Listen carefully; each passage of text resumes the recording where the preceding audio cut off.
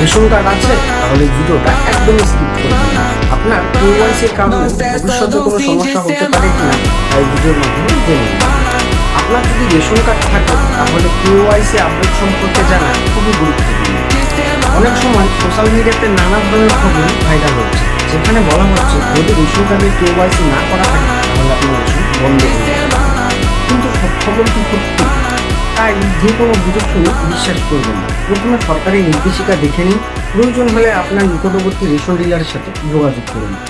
যদি আপনার কেওয়াইসি এখনো অসম্পূর্ণ থাকে তাহলে সরকার যদি সেটি নির্দেশ দেয় করার জন্য, তাহলে সময় থাকতে করিয়ে নেওয়া ভালো।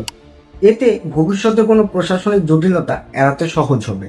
ভিডিওটি কেমন লাগলো লাইক আর কমেন্ট করে অবশ্যই জানাবেন। আর এই ধরনের সরকারি যে কোনো আপডেট পেতে হলে আমাকে ফলো করে রাখবেন।